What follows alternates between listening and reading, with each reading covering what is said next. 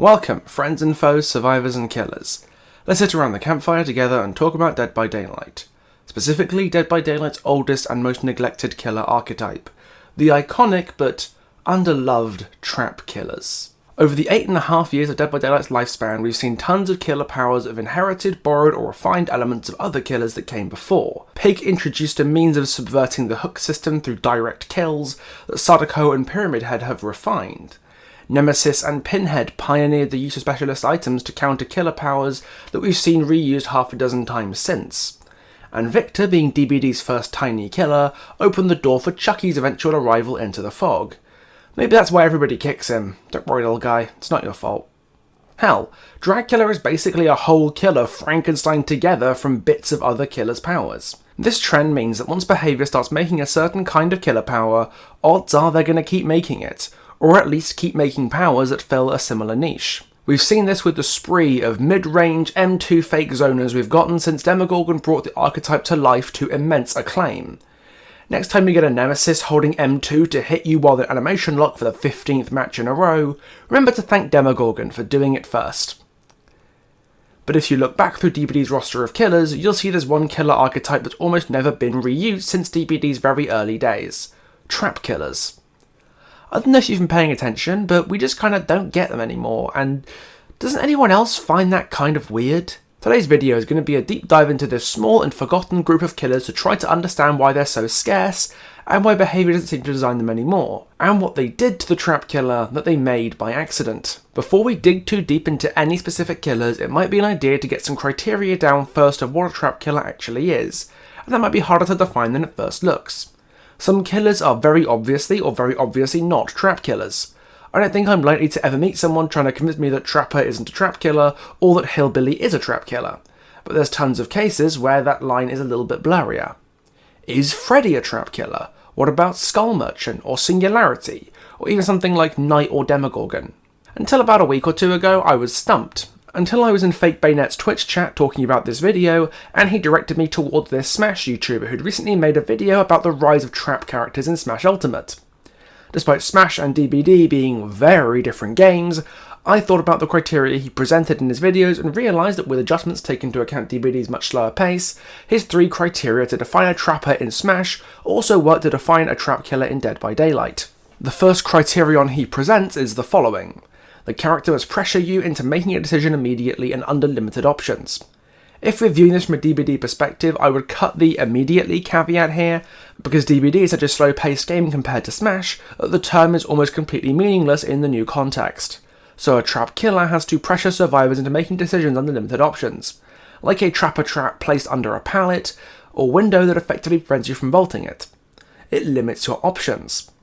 What's being described here is effectively zoning, and almost every killer zones in some capacity, be they zoning you out from resources like a Pyramid Head threatening you with a punishment of the damned if you draw a pallet in front of him, or zoning you away from places you want to get to by cutting down your distance, like a Blight who rushes after you when you leave a tile and hits you before you can make the next one. His power has limited your options to escape him because you can't run a long way away to get to the next tile to get away from him.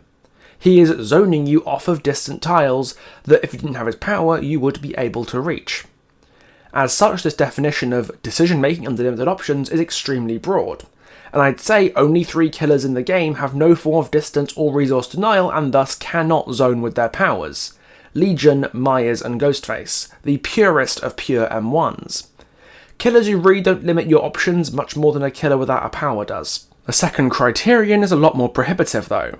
A trapper must have autonomous tools that draw your attention away from them. An example of this from Smash is Snake. He throws grenades and plants C4 that must be tracked independently of him. If you spend all your time dodging his grenades, he can just beat the shit out of you himself. But if you focus too much on him, you might just get your legs blown off by a C4 you missed on the floor. This eliminates all but a few killers from the list, most interestingly Singularity and Freddy.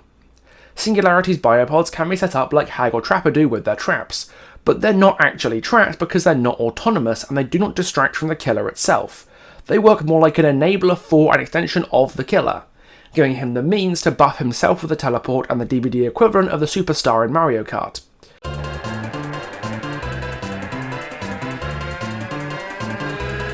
Freddy is a similar case.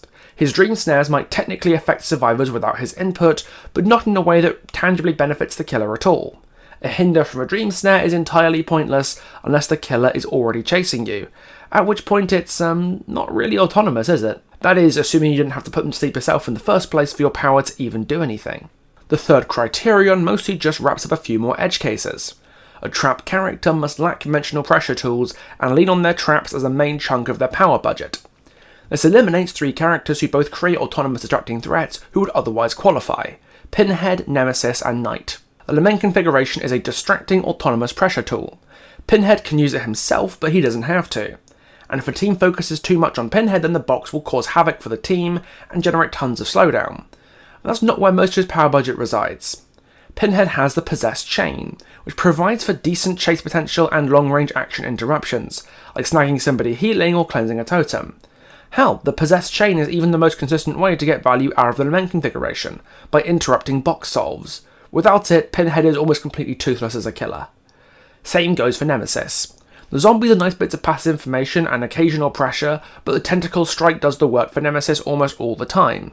That's his pressure tool, and it's what makes him closer to a conventional mid-range zoner than a trap killer. Knight is the most interesting case here though. Knight's guards are largely autonomous and they're the only thing he has to help him out.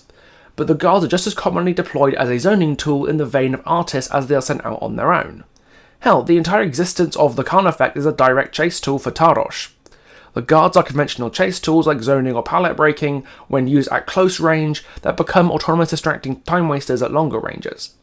Once they're used, they don't sit around as autonomous threats, they arrive, do the thing you told them to do, and they bugger off again.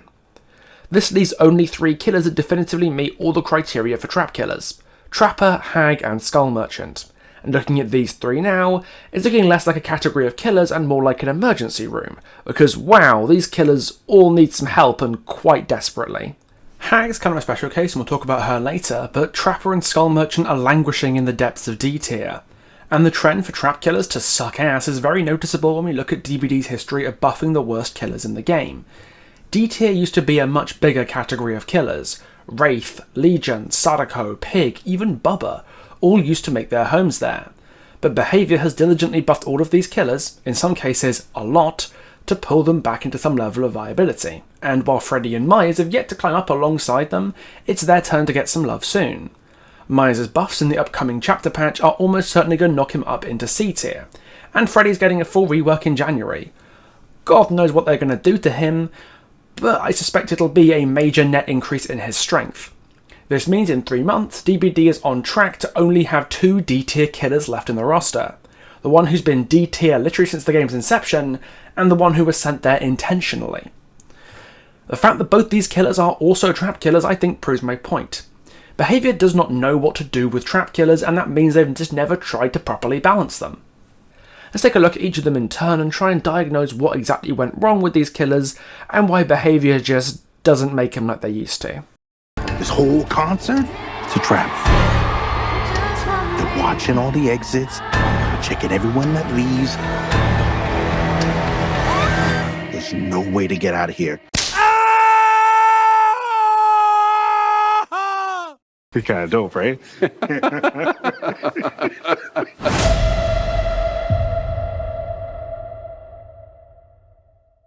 Trapper is an old and venerable part of this game. He's the guy on the box, the literal poster boy for DBD, and he was the first killer behaviour ever designed. Which is wild to think of, because at no point in the 8.5 years of DBD's lifespan so far has he ever been, what's the word? Good. And I don't mean he's never been meta, I mean he's never been decent. Like, he's been one of DBD's worst killers literally since the game's inception, and the killers who used to be as bad or worse than him have all received massive buffs, except Myers. Yet. He's been incrementally buffed over the years in lots of different ways. Traps set quicker, he travels faster when he sets them, survivors have a harder time interacting with them with changes to things like sabotage and small game, among many other changes. But that's never been enough to stop him from just sucking regardless. And the biggest, most glaring reason, by far, is the amount of time Trapper spends setting his power up. Obviously, playing a setup killer is a time sink. You spend time setting up your traps, as all trap killers do, but Trapper has to spend time setting up for his setup, because he doesn't start with most of his traps available to him. He has to wander around picking his traps up from the environment and then walking around some more to place them where they need to be, just for his power to do anything at all. Let's not forget that even if he does find a trap just going about his business, he has a max capacity for the traps he can carry at once, meaning that if he has a full inventory, he has to leave the trap, move away to deploy another one somewhere useful, and then go back to pick it up again. That's a huge waste of time if you run into a trap opportunistically as you're traversing the map normally. And that's not even going into another big feel-bad reason for Trapper being such a frustrating killer to play. Even if everything goes right, even if you invest your time in setting up a good trap and a survivor steps into it, there's no guarantee it'll even translate into a down. How long it takes to escape from a trap is down to RNG if they're escaping it alone, and doesn't take very long if there's a friend helping them out of it. If they wiggle out of the trap before you can get to the down survivor, then all you've gotten out of that time is an injury. And if they step from that trap already injured, then congratulations, you get nothing. You lose. Good day, sir. Spent all that time fetching the trap, setting it up, the survivor didn't see it and stepped into it, and you've gotten nothing from that. And now they're just going to disable it, so you have to go back and fix it again. It is literally an exercise in futility. I'm going to be going through what I would do to update Trapper because it's clear that he needs some help, but it's very telling about the way the game has changed over time around Trapper, and the way the behaviour is buffed him continuously over the years. Trapper has kept receiving incremental buffs to things like trap setting speed, trap escape RNG, and recently the haste he gets from placing traps. The problem is that as Trapper gets faster and more efficient, the game has also gotten faster and more efficient alongside him. He hasn't been getting better enough, quickly enough, to actually move out of the D tier that he's been consigned to literally forever, because he still has all those time inefficiencies that make him incredibly sluggish to play.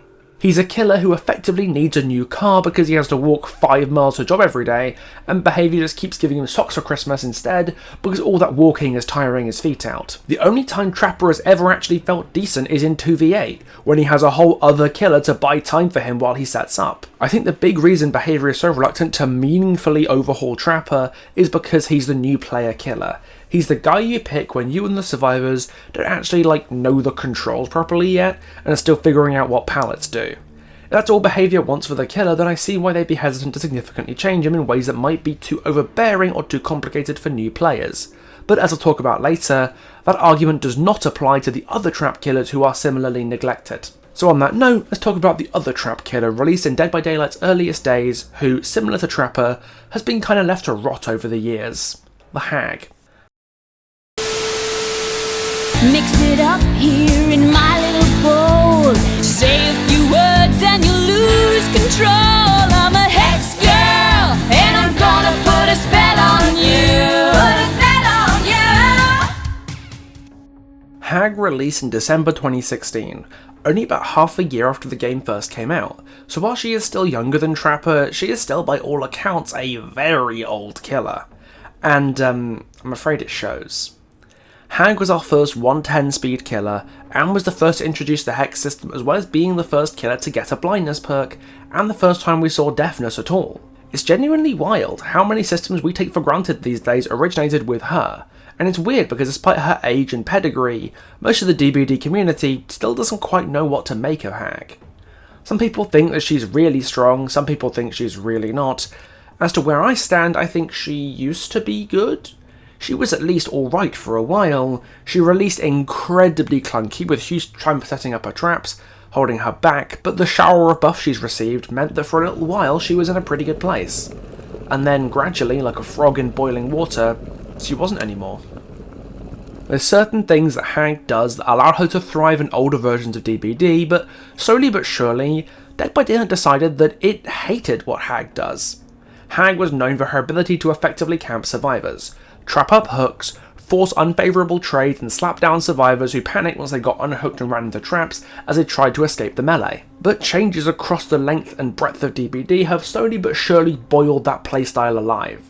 Base kit endurance off hook, longer hook stages, the built-in anti-camp mechanic and the removal of hook grabs have all made that playstyle where Hag gets her hook and plays around it, locking it down, so much less viable than it used to be. And that's not even taking into account the perk changes. For years, Decisive Strike was the only anti-tunneling perk worth running. Hell, for much of its lifespan it was more of an anti-gameplay perk than an anti-tunneling perk. And taking aggro with it was risky because the killer could always slug you if they saw it coming. Similarly, Borrowed Time was the only good anti-camp perk that prevented Hag from easily capitalising off risky unhooks. Now we've got Off the Record, Babysitter, Blood Rush, Reassurance, Camaraderie, DS is still good. Hell, even Dead Hard is anti-tunnel now. There's so much stuff Hag has to fight through, and she's more vulnerable than most killers to aggressive uses of these perks. If you've got Off the Record and you're not using your 80 seconds invincibility to run through all of Hag's traps and destroy her web, then I don't know what you're doing, because Hag does not have the capacity to be fussy about who she hits.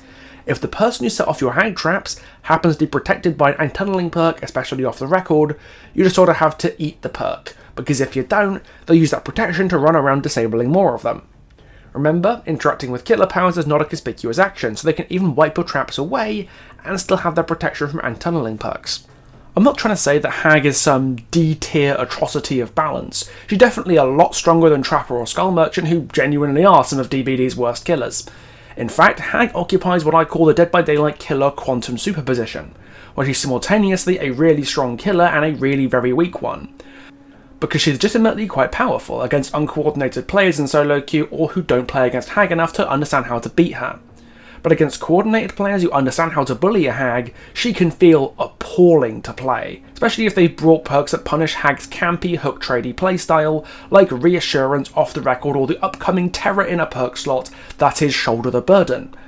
Like Schrodinger's cat that is both dead and alive until you open the box, Hag is both low A tier and low C tier at the same time, until she's observed in a match. It's not a bad thing that the game has moved away from this campy, hook-tradey playstyle that Hag was so good at. But it is a bad thing that Hag hasn't been given the tools she needs to adapt to this change in game philosophy. As to what I would do if I was given the reins for changing Hag, I'll talk about that later, but the more I played Hag and started writing this section, the more I realised how limited my understanding of the killer truly is compared to the other trap killers. She's always been a bit of an anomaly. Even though I'm a casual Hag enjoyer, I still felt the need to get a second opinion on this extremely strange killer. So I did.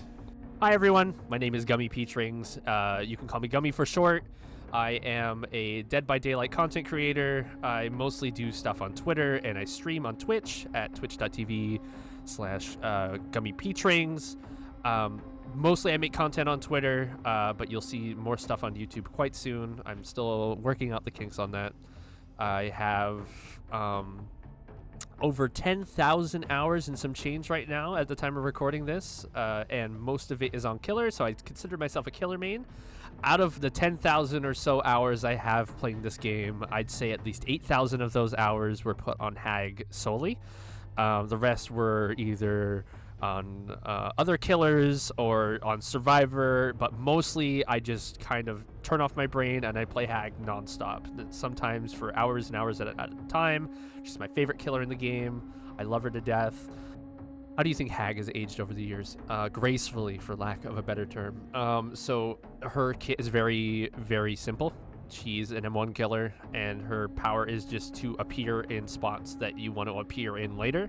So any perk in the game that they add that requires an M1, anyone that requires you to work around your obsession or getting in and out of chase, being at a hook, being away from a hook, any sort of perk in the game that they add, Hag can definitely take advantage of, which is great game design. And they kept her open to a lot of like experimentation in the future with that philosophy. But at the same time, the fact that she's so slow and the fact that she's a trap killer is so outdated in this game, due to the player base getting a lot better at the main part of the game for Survivor, which is looping. And you can see that in the design philosophy of the newer killers. Take Dracula, for example. He's got a lot of stuff in his kit, very, very bloated. It's kind of like he's a bunch of killers' powers put together. You got Spirit for bat form, you got Demo or Wesker for the wolf form, and you got Nemesis for the flame pillars or something like that. And you can see that they're trying to put in these powers for killers so that they can end chases faster and make that lethality and gameplay flow a lot like smoother, as opposed to like the slow burn, methodical pace that the Hag brings, where it's slow to start and it's slow going into the mid game until the Hag gets a little bit of an advantage, and then it snowballs out of control. I feel like they want the game to be more action packed throughout the entirety of the trial. So they've gone away from those trap-based killers. Even with Singularity, even though he's sort of like a trap-based killer, he's got like a lot of mobility, being able to check his cameras and be in those places kind of like Hag, but at a moment's notice. And they've taken agency away from the survivor to make a mistake and put more onus on the killer to be able to make those decisions and get into chases across the map when they want. So obviously Hag has aged gracefully in a way where it doesn't matter what they add to the game perk-wise or power-wise or anything like that. She can take advantage of it, but she is not a well-liked character in the sense that her power is outdated. So I hope that answers. Gummy's perspective on Hag was extremely refreshing, because it perfectly sums up why Hag kind of feels like a relic of DBD, and why that part of the character is so appealing to the people that still play her after all this time. It really does affirm that Hag is something pretty special. She's too distinct and too different from every other killer in this game to risk losing in a huge transformative rework. There's so much in this killer worth preserving. But as Gummy said, she's outdated by the standards of modern killer design, and my fear is that if her balance isn't carefully maintained and her kit isn't tweaked to allow her to keep up with the state of the changing game, then she might just get left behind, if she hasn't been already. And with Hag came the last attempt that Behaviour ever made designing a bona fide trap killer. With the arrival of killers like the Doctor, Demogorgon and Pyramid Head, we saw the meteoric rise of mid-range zoners, ranged killers and anti-loot 115s. Until Behaviour made a mistake, and something they did not anticipate: breached containment. Have you ever dreamt of a better version of yourself? My recommendation, do not buy this killer. Yeah, she just got deleted. They didn't give her anything to compensate. So like, if you're just like, okay, let's just make her weaker, even if she's like becomes a horrible killer to play, whatever, like, let's just make her like not.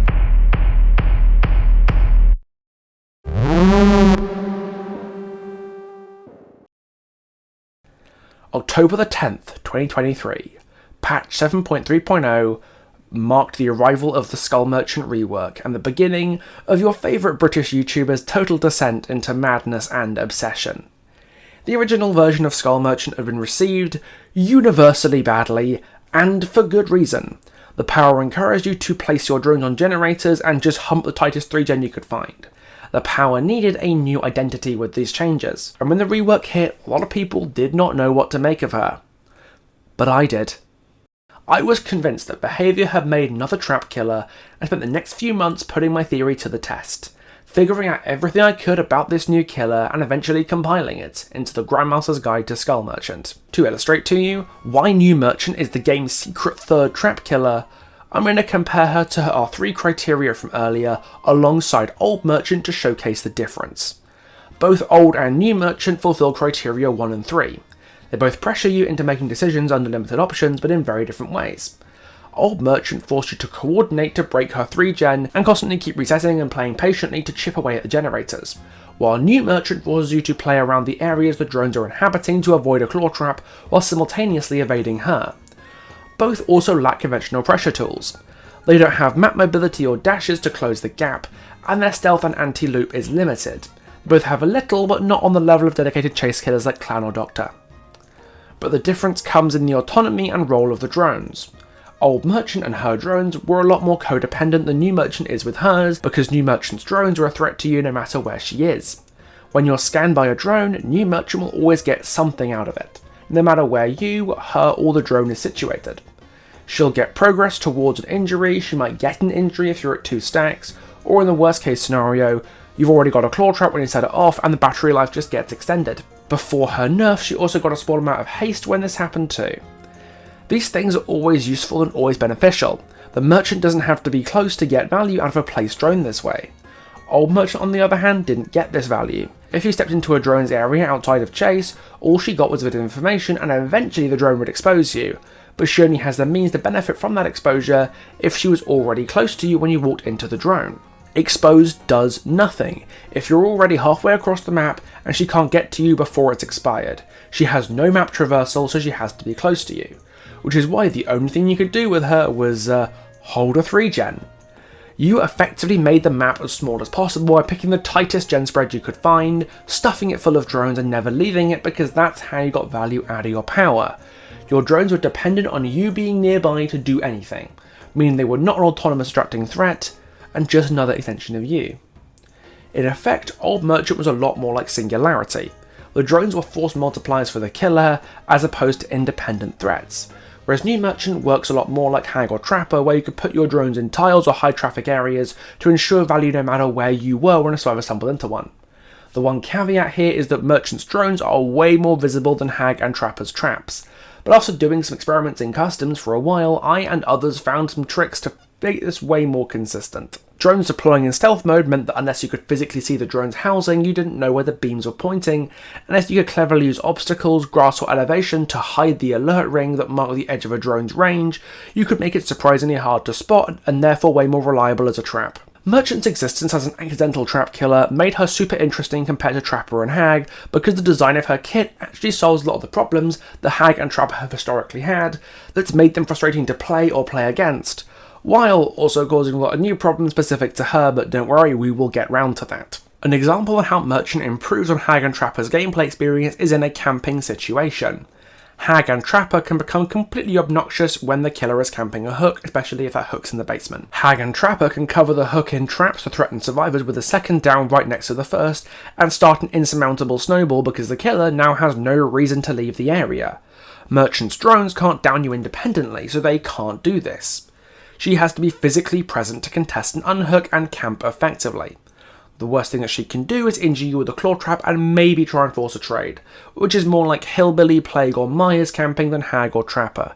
Still a bit frustrating, but a lot more manageable and requires more investment in the camp out from the killer. Another way that she improves on Hag and Trapper is in the interactions with the survivor when you're running a trap tile. If Hag or Trapper have trapped a tile properly, you're just going to die if you run it. You vault shack window into a bear trap in the grass and suddenly you've lost both your health states instantly.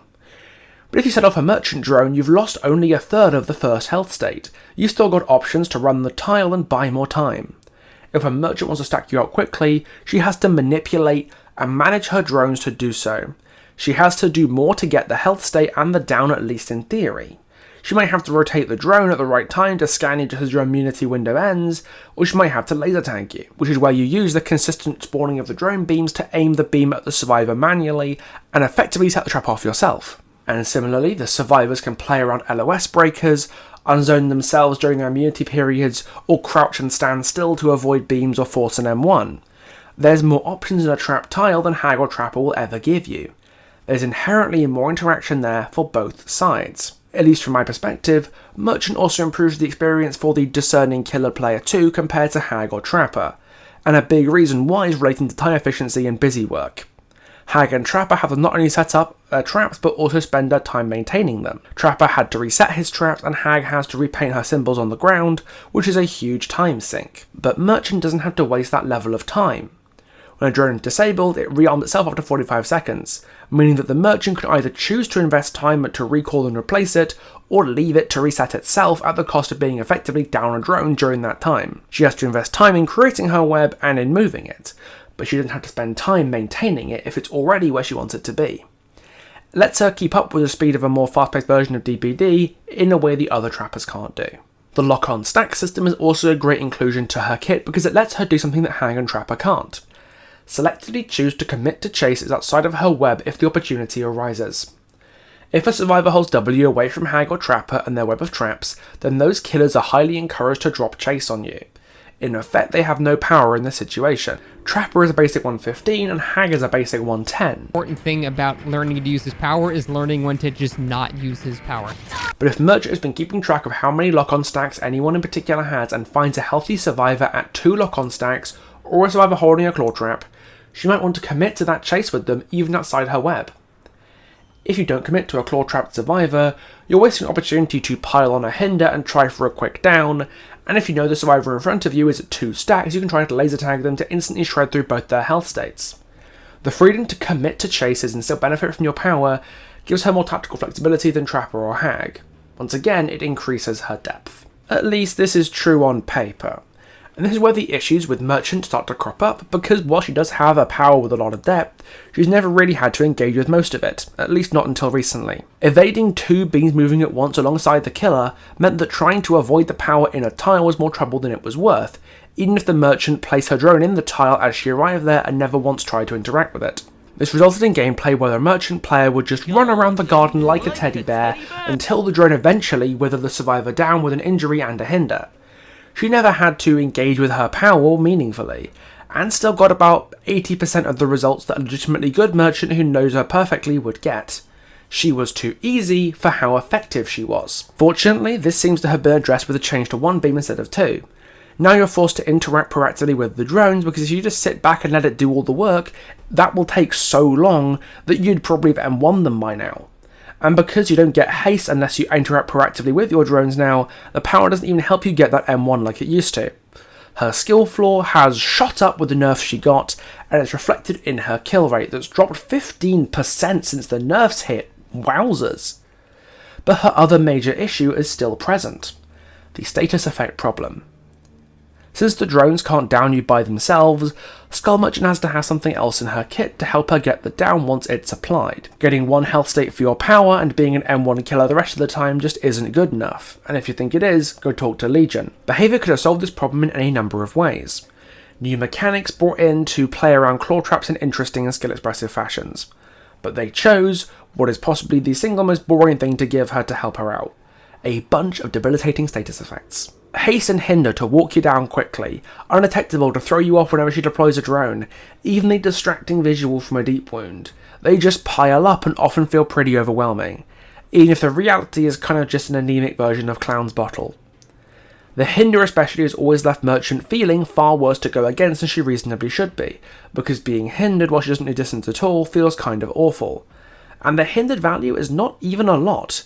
It's 8% for 6 seconds, which is 1.92 meters of lost distance. For comparison, by the way, that is less than half of the distance that a single stack of coup de grace gives you, and the actual hinder value is less than the hinder attached to using Singularity's EMPs. It's genuinely a fucking joke, but it's boring to go against, so everyone complains about it anyway. And they're not entirely wrong too. It is the least interesting part of her kit by far. The nerfs have completely clobbered Merchant over the head in every single way.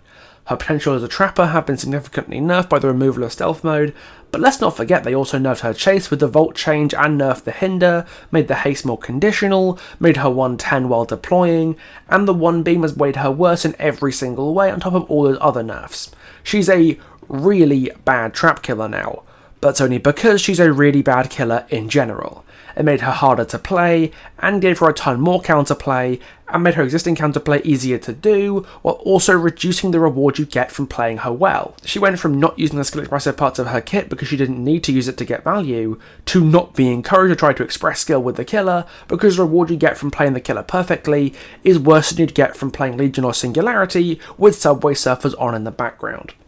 If Trapper had been weak ever since he came out, and Hag has been made gradually weaker over time by the game shifting around her, Skull Merchant was forced into weakness, shot in the head by behaviour to quiet down the complaints. I guess it's true what they say. Some are born shit, some achieve shitness, and some have shitness thrust upon them. But what does this mean for the future of trap killer designs? If there's going to be a future for them at all. I believe behaviour has effectively given up on the idea of trap killers since Hag's release. And I think this is down to how volatile Hag and Trapper both are, to play and play against. Otts once said that playing Trapper is like calling your ex. Either you're going to have the best night of your life, or it's just going to make you sad. I think that applies to Hag as well. When these killers are doing well, they're doing really well. Like, they're almost doing obnoxiously well, to the point that they can feel overbearing to go against. But when they're getting slapped around by a good team, they honestly feel pretty pathetic. More than most killers, trap killers, and especially Hag, have laid bare the difference between coordinated players and a standard rabble of solo queue rats, and this might be why behaviour is trying to avoid making more of these killers. Killers who create such high variance will inevitably be hard to balance in ways that feel fair to both sides. and the biggest clue here to behaviour's disregard for the trap killer playstyle can be found in this developer update for the Skull Merchant's changes. While this update is intended to reduce the Skull Merchant's strength, we received feedback that changes may have gone too far. We've done some further tweaking and found a compromise between the old and new versions. We've also reintroduced the haste effect for a short time after a drone is deployed or its rotation is swapped. This will reward the killer for using their power actively rather than setting and forgetting or randomly gaining haste from survivors across the map. We intend to revisit the Skull Merchant in a future release for a larger rework. Yeah, let's hope you put some respect on our name for once. Is it just me who thinks that setting and forgetting is a really shitty way to refer to the trap killer playstyle? It implies a lack of intentionality or strategy to your drone placements, and if you've actually played Skull Merchant as a trap killer for any amount of time, you'll know that's not right at all. What, you think I found all these silly drone spots by accident, or by just randomly dropping drones wherever the wind took my bloody fancy? No, I picked my spots with care, after a hell of a lot of experimentation, just like Hag and Trapper would do. Arguably more creatively than Hag or Trapper would do, because Merchant's ability to leverage a line of sight, tricky environment gaps, and elevation to her advantage in ways that other trap killers can't. If that could be dismissed as, set and forget, then that's just a really sad way of writing off an entire playstyle and the killers and players who use it. If Behaviour had known what they were making ahead of time, they'd never have made Skull Merchant 2.0 a trap killer in the first place. And while I'm sure Behaviour had their reasons for this choice, probably relating to the coordination problem and volatile gameplay the Trapper and Hag have always had, I'm going to propose a counter-argument because I don't think we need to close the book on trap killers just yet. The biggest reason I think Behaviour has moved away from trap killers are the gameplay volatility issues that Hag and Trapper have caused, and the gap between coordinated players and solo queue that caused them to be hard to balance. But I don't think either of these issues are inherent to trap killers exclusively. In terms of the gameplay volatility issues that Hag and Trapper have, these come from time management issues on the killer end that cause an over-reliance on camping that creates management issues for the survivor end. Many successful Hag and Trapper games come off the back of heavy camping that require good survivor coordination to beat, and that makes solo queue against these killers often feel just terrible, while Hags and Trappers who don't do this often find themselves railing against their power's inherent inefficiencies that force them to ruthlessly pursue opportunities to camp. This might seem like an inherent issue that trap killers will always have, but I don't think that's entirely true at all. Skull Merchant and Singularity have showcased that killers who set up their powers ahead of time don't need to have their power budget tied up in camping, or have to waste huge amounts of time setting up their powers. Skull Merchant has to be physically present and unhooked to contest it, since her drones can't down you by themselves, and Singularity has a million pieces of anti-camp built into his kit that mean that unhooking inside his setup isn't a complete death sentence like it is with Hag or Trapper. And these killers are also given more time to work with that gives them the freedom to not need to camp to get results. Disabling Hag and Trapper's traps is permanent, but hacking a drone or using an EMP on a biopod only takes them out of commission for 45 seconds, giving the killer the freedom to take chases and play relatively normally once they have their setup where it needs to be. Future trap killers can be designed this way, with less emphasis on constant maintenance and significant camping prevention built into the kit. The other issue is a bit harder to solve though, the increased requirement for killer knowledge and coordination to counter trap killers. That's something that you can't really avoid. Any killer with a unique little gadget or extra system to act as a trap will severely punish players who don't know how to engage with that system correctly. But something I think needs to be borne in mind here. This is less of a trap killer issue and more of a Dead by Daylight issue these days.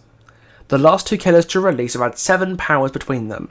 The idea of a trap killer being too complicated and overwhelming for survivors is kind of a moot point now. Yes, some players will get cooked from a lack of knowledge due to complex or unintuitive trap killer powers, but that's clearly not stopped Behaviour from designing powers like this recently. If taking out traps is too much to expect survivors to do, then Xenomorph or Singularity need looking into, because the entire counterplay to those powers revolves around using their specific props in the right way. Yes, future designs of trap killers might cause issues because of the coordination and knowledge gap between survivors, but the exact same thing is true for every other kind of killer, and that isn't slowing Behaviour down in the slightest. Maybe a few years ago, when killer power designs were generally simpler, I would agree with that argument. But modern day DBD has evolved to allow killers with complex powers to be able to exist, and that opens the door for more trap killers in a way we haven't seen before. Obviously this is all conjecture. For all I know, there's tons of secret arcane reasons why new trap killers aren't being made and would cause problems, but it's hard to say what a new trap killer made with DBD's modern design philosophy would look like when Behaviour hasn't tried to make a new one in 8 years. Most of the killer archetypes we see today, stealth killers, mid-range zoners, ranged killers, dash killers, they're the results of years of iteration on what makes these kinds of killers work. Iteration that trap killers have never had the chance to get. Sorry, what's the example from my script? It's passive slowdown. Like, went from Pig, who just freaking kills you, to, like, Pinhead, Yeah. who, like, it's a bit frustrating, but one person can solve it. One person can get it out the way, and it's not going to randomly kill you. Into Wesker, who, again, everyone solves their own, and like, it's mostly not problematic.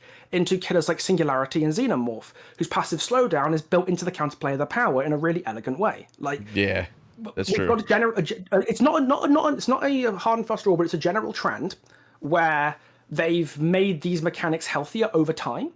More than anything else, I think this is why behavior doesn't make trap killers anymore. Because they don't make trap killers anymore. It's a vicious cycle where behavior doesn't maintain their older trap killers, so they haven't got a good precedent to build on to make new trap killers, which means the interest in trap killers stays low, so there's less incentive to make a new one or improve the older ones, so they don't get maintained and make a good precedent for future ones. In effect, the whole category of killers is more or less dying from neglect, and that lack of interest caused by the neglect ensures that behavior will just neglect them even more. So if we're going to see a revitalization of the trap killer archetype, it probably has to start with changes to the pre-existing ones to make them more enticing to play. Not so much to make them appealing more to people who don't like trap killers, but to ensure that people who do like trap killers aren't having a bad experience for daring to play them. So, these are my suggested changes to Trapper, Hag, and my baby girl herself, Skull Merchant, to give them the love they all deserve. Trapper is an awkward case because, as I said earlier, he is the new player killer. And even though he's complete ass and feels like it against even slightly experienced players, you can't make him too overbearing for new survivors to go against, or too complicated for new killers to understand. With that in mind, I advocate a couple of buffs to address his extreme time and efficiency in mostly harmless ways. First things first, if you can't give him all his traps at the start of the game, behavior should at least remove the maximum trap carrying capacity so that you can carry as many as you like at once. This means that if there's a bunch of traps in one area that you don't want them to be, you can just collect them all in one trip, even if you've already carried one or two. And if you run into a trap during a chase when you're at max traps, you can pick it up without having to place one or come back later. It would just feel nice, removing an arbitrary restriction the killer has always had to make him feel smoother. A bigger change though would be how I would change disarming traps. Remember in 2016 when Trapper had two different kinds of disabled states for his traps? You could disarm a trap by hand, which would turn it off until Trapper could reset it, or you could sabotage the trap, which would break the trap completely. Originally, this break lasted forever, meaning you could run him out of his power entirely, but after a bit it only disabled the trap for 3 minutes before it respawned. I think Trapper should return to having two different disarmed trap states, which sounds really dumb if I start like this, but hear me out.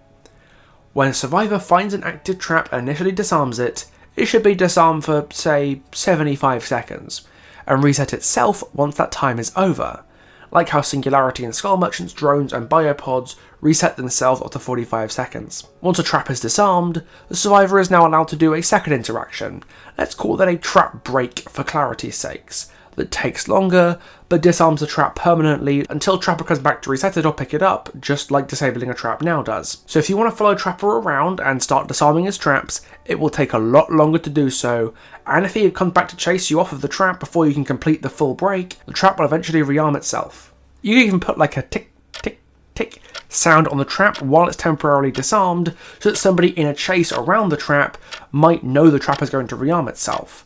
Or it might prompt a new player who doesn't know what Trapper does to check out the disarmed trap and break it permanently once they find out.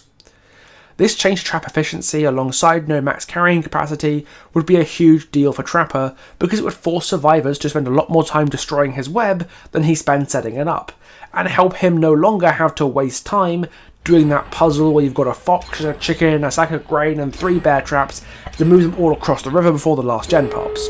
Trapper is a killer who has always lost to his own power, taking way too much time to set up for how quickly survivors can remove it, and buffing his efficiency in ways that aren't just incremental number buffs would go a long way to giving him the help he needs. Hag is a more awkward killer to buff though, because I'm not so sure that her issues are so easily identifiable. However, if anyone could cut to the core of how to change Hag in ways that would make sense, it's the person who's got twice as many hours on Hag as I do in Dead by Daylight at all. So the first thing I would do for Hag is to make her 115% movement speed, the same base movement speed as Trapper, Wraith, and other M1 killers. Along with being able to move faster at the start to set up your web quicker and stuff, you'll also be able to hit survivors harassing your web that trigger your traps on purpose. A lot of the time, a lot of problems with Hag stem from the fact that it takes like 0 time or effort for players to destroy your web just by running into the traps and triggering them. And most of the time, you'll be blind teleporting to these traps in hopes of catching someone off guard with that trap. But if the survivor uses a very specific trick, they can guarantee that they can safely trigger a trap without any repercussions at all, and that is not good gameplay. This is where being 115% movement speed comes in. Moving faster equates to longer lunges, so even if the survivor is able to harass the trap by triggering it, they can't escape from being injured. Triggering a trap should be a punishment for survivors, instead of a gamble for the killer. If behavior were to make the only safe option against Hag's traps to wipe them, she would be a lot stronger. While survivors can still follow the Hag around wiping her traps away, being 115 would solve this issue of having her fail in every chase if she decided to commit against going up against one of her harassers, allowing her to be able to catch up to the survivors quicker, be able to place traps in chase a lot easier, being able to quickly keep up. I think that would be a really good change. With more of a focus on Hag's key features, her traps, we can move on to our add-ons as well to help coincide with this playstyle change. For add-ons, we'll switch out her green, yellow, and brown radius add-ons. These add-ons were changed to make it harder for Hag to be harassed by survivors triggering her traps on purpose. While these are a very good idea in the interim, it also makes it necessary to run these add-ons in high MMR games against players with lots of hours. Now that we've changed Hag's movement speed to address this issue, we don't need this add-on anymore. Thematically even, the Bloodied Mud add-ons can be changed to wipe time add-ons. Instead of 3 seconds wiping a trap, perhaps it could take 5 or 6, or maybe doubling up on the add-on would make it even longer, maybe 6 or 7 or 8, who knows? That's not for me to decide. Either way, it would it'll take the focus off Band-Aid fixing this core issue with the killer, which is a step in the right direction. Secondly, I could switch out Grandma's Heart and Ear add-on. Currently, the Ear add-on does nothing. It plays a deafening screech like Knockout and makes it sound like you're underwater for a few seconds. This does nothing to the survivors in-game, but affects the player playing the game. I can see this being more of an accessibility issue as opposed to a detriment to the survivor and gameplay, so this whole thing would be removed. Instead, I would change it to whenever a survivor wipes away a trap, they become oblivious for 30 seconds, allowing for synergies with the mud add-ons and having hook rescues be even more scary, especially when paired with perks like MYC. Make your choice. Grandma's Heart on live servers allows you to turn off your terror radius and give it to a phantasm when it's triggered, which is fine, but I feel like it would be better if it was more of a dark devotion-like effect, where the survivor who gets hit carries your terror radius for 10-20 seconds or something. This is what the perk is essentially used for, and having more of a focus on being a smaller, weaker version of a perk that you would run on the killer anyways allows for more experimentation and more perk variety on the killer's end.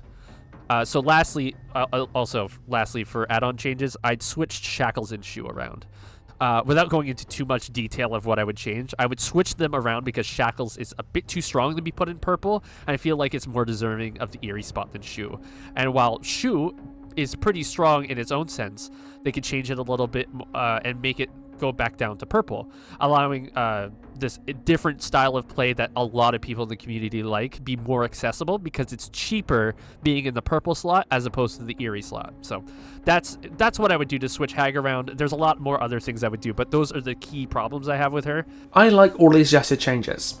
Hag's high rarity add-ons are very transformative, and I think more killer add-ons should be designed that way, but they don't modify trap wiping at all, which seems like an odd oversight. And with Dead by Daylight being the kind of pace it is today, I don't think Hag has any reason to stay as a 110 killer, if she ever has. Being 110 feels almost spiteful in a world where Dracula, Unknown, Blight and Hillbilly get to be 115s, even though their powers are far more universally useful and impactful. But I had an additional change in mind that might be a little bit more radical. I suggest that once every 30 or 45 seconds, Hag gets the ability to teleport to a trap within her range without the survivors needing to trigger it in the first place. In effect, she gets a nerfed version of Mint Rag added to her base kit. At least in theory, this would give her more depth and more options in a match by giving her the opportunity to, on a lengthy cooldown, be proactive and switch gears when necessary.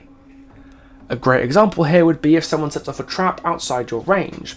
You might not be able to reach it, but you might be able to mint rag teleport into your trap range to make the distance in 2 jumps rather than in 1.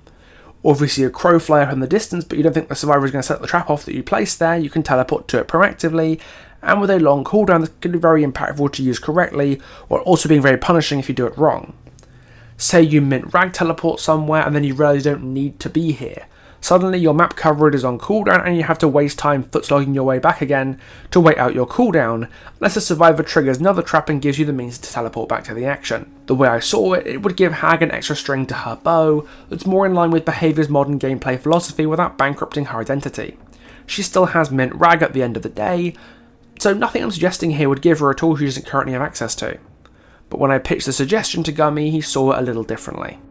So you asked me the question, what do you think about my suggestion of rebalancing mint rag to make it base kit? And at first, when we first talked about this, I thought it was a great idea, and I still think it's a great idea because Hag being able to teleport out of her trigger range just as long as there's a trap there is great.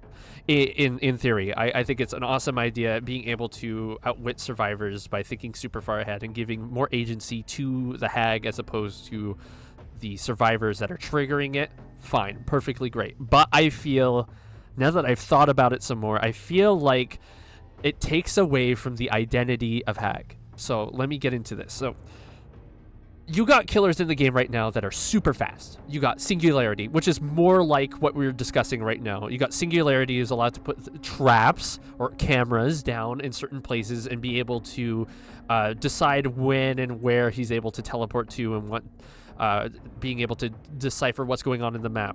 I feel like being able to focus more on what makes Hag is what the killer is. See, so Hag's got this, like, I think the more I think about it, like, it feels like it takes away what personality Hag has and what her main playstyle is.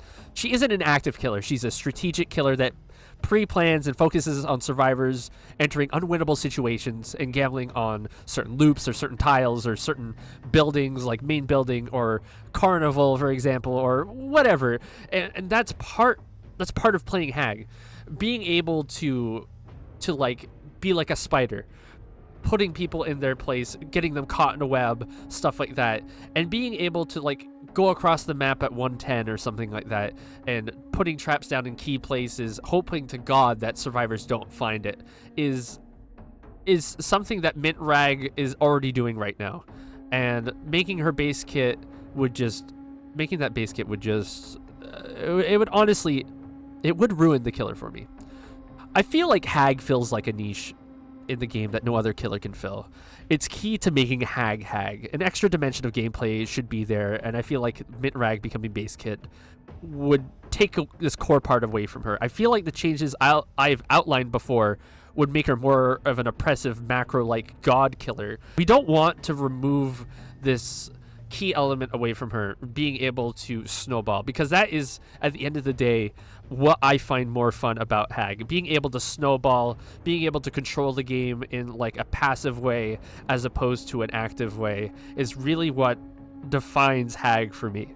I feel like if I were jumping all over the place, taking my traps with me, and not to mention, if I had Mint Rag base kit, I'd also have to replant those traps in case I wanted to come back there later, unless that, you know, there'd be certain trap types or whatever. I don't know. That's too much for this video. But I feel like if I wanted to play the killer that you're suggesting with Mint Rag being base kit, I would rather play Singularity, because that's essentially what was coincided here. Having this flexibility tied to an add-on is fine. Maybe even expanding on what this add-on could do would make it more of like a playstyle change as akin to like Shoe or something like that, where if you want to play a completely different killer, you choose the Shoe add-on, whereas if you want to play Mint Rag, you could change the killer entirely, kind of like Shoe does, but just tie that to the Iridescent add-on. So while I do think it's a great idea on paper, I feel like taking so much personality and identity away from the Hag would probably be to its detriment, and they wouldn't be able to fill that niche with any other killer in the future.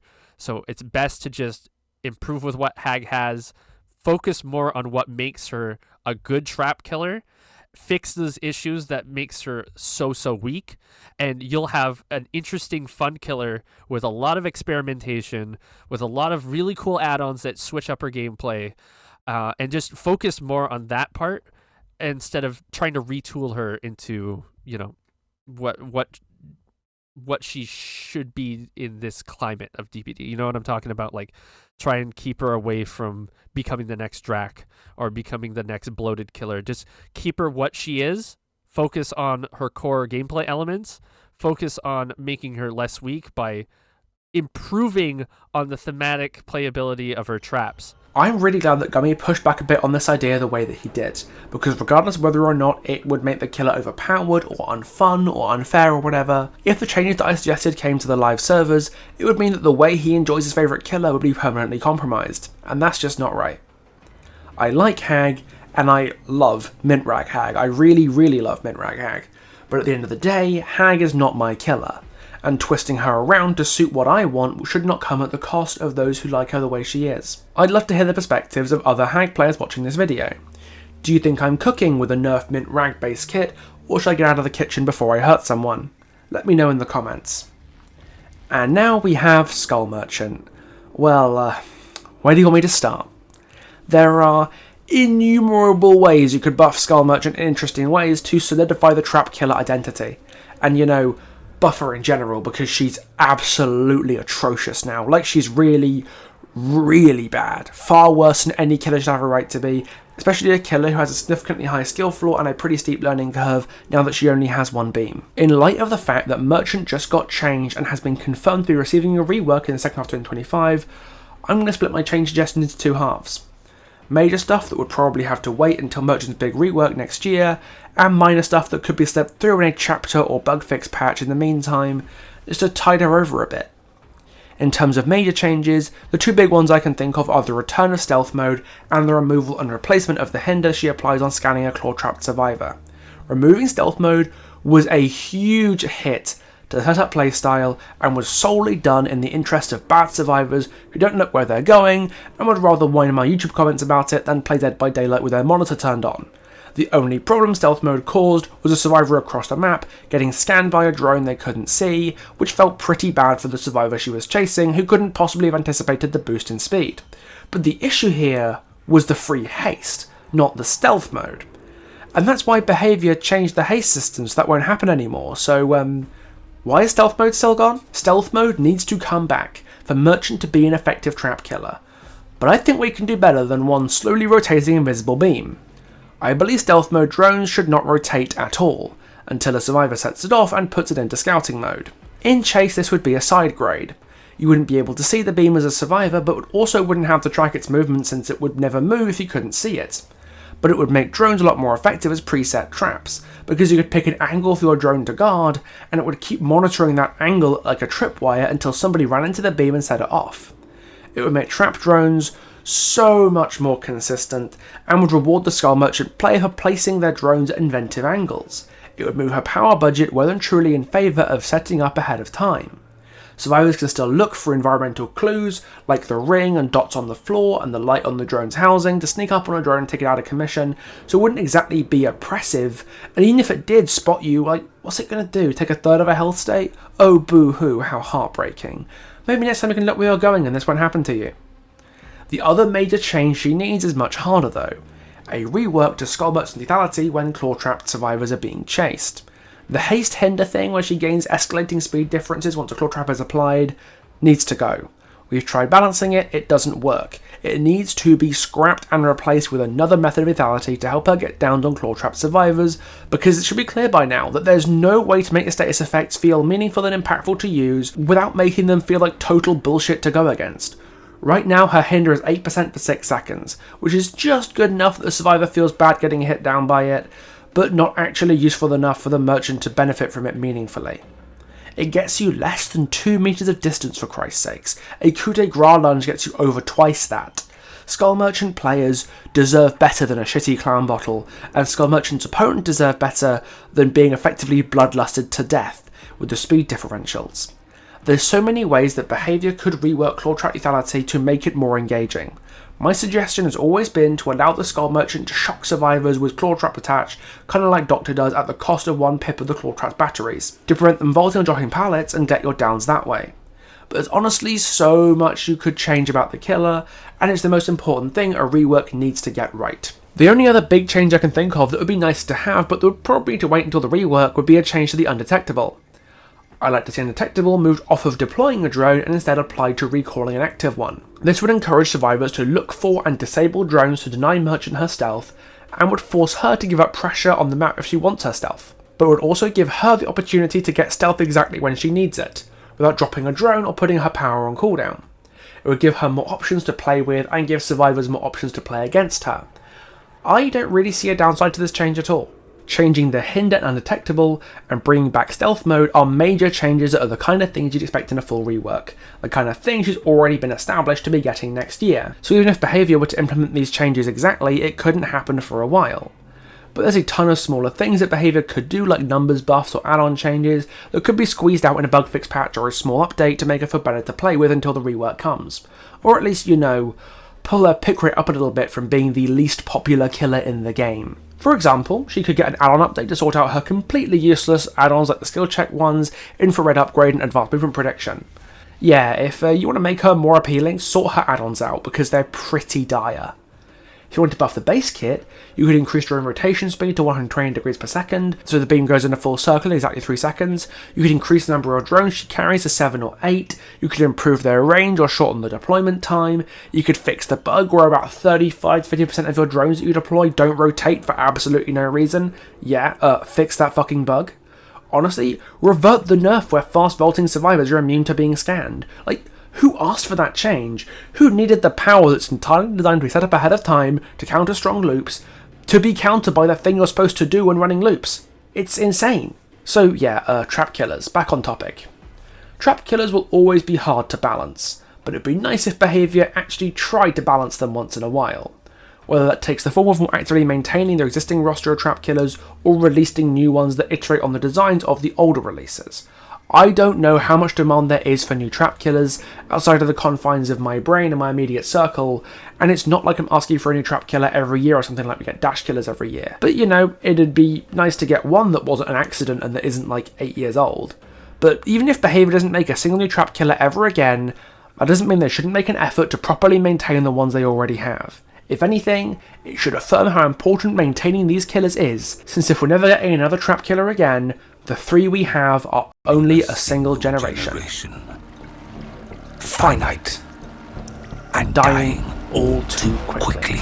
And I know there'll be people who can't stand the idea of trap killers in general who are watching this video, talking about the general decay of the trap killer playstyle, and rubbing their hands together with glee, because they don't want trap killers to be good. These people don't often find trap killers enjoyable to play or play against, so if trap killers suck beyond belief and nobody plays them, that's a net positive for their gameplay experience. These people will not be happy with Trapper or Hag or Merchant as long as they exist at all. Which raises an interesting question. If these people will always hate trap killers, regardless of what you do to them, why should we listen to them with changes for them? Diverse playstyles are how you keep a game interesting, and demanding that every character in the game kowtow to your personal preferences is insanely entitled. It's no secret that I dislike characters with unconditional map mobility. I'm a #1 Blight and Billy hater till the day I die, because in my opinion these killers promote the most brain-dead gameplay that the killer role has to offer. Infinite map mobility allows the killer to make so many macro play mistakes and not get punished for it. A Billy or a Blight can at any time drop a chase and run right back to a hook across the map to contest and unhook or tunnel somebody as soon as the unhook notification appears. They can take bad chases across the map from their gens and not get punished for it, because they can instantly return to where they're actually supposed to be. Or they can let go of the wrong gens early and still contest a 3-gen by sprinting from gen to gen regardless of their distance. Infinite unconditional map mobility saves the killer so much time that they can make more mistakes than your average killer and still win, because that's what happens when you're spending a third of the game on fast forward. The mobility gives them the freedom to have worse chases, even though these killers also have great chase powers. This to me is the single most boring thing a killer power can have. It's not skill expressive to run around the map following your aura reading puzzle like a dog chasing its tail. These tools have little to no downtime. In fact, in Hillbilly's case, you're rewarded for using them. And as a survivor, there's nothing that I can meaningfully do to deny the killer access to these tools, like turning off a Sadako TV or locking a dredge locker. You just sort of have to deal with it. I do not find these killers engaging to go against, and I never will. There's nothing they could do to them to make their gameplay engaging to me, short of rebuilding the killer from the ground up. And to make matters worse, they're in every fucking game. But does this mean that when it comes time to change these killers, to change Blight and Billy, that my voice should be heard louder than the people who actually like the characters? Of course not. Because I subscribe to the Copernican view of the universe and the night sky, where the Earth revolves around the sun and not, in fact, me. It is a deeply selfish thing to demand a character be designed around the people who hate them at the expense of those who like them. And if you're a vehement trap killer hater who's still not convinced, all I can say to you now is, would it kill you to look at the ground once in a while? Well, that's all I had to say about trap killers on the eve of the Houndmaster and Tori Kane's release. The next video will be a lore video covering Tori Kane, so if you want to stick around for that, then please do subscribe. But this video couldn't have been done without the help of a bunch of really cool people. My good friend Joy Ending did some voices for this video, so do take a look at the link in the description. I also got GummyPeachRings' help, and Gummy was an absolute gem, so check out Gummy's socials in the description as well. And down there you can also find a stream I did with Otofu, where I talked about merchant status as a trap killer. You can find that in the description as well. Let me know what you think of my suggestions, and I'll see you maybe later this week or early next week for the Tori video. So, see you then.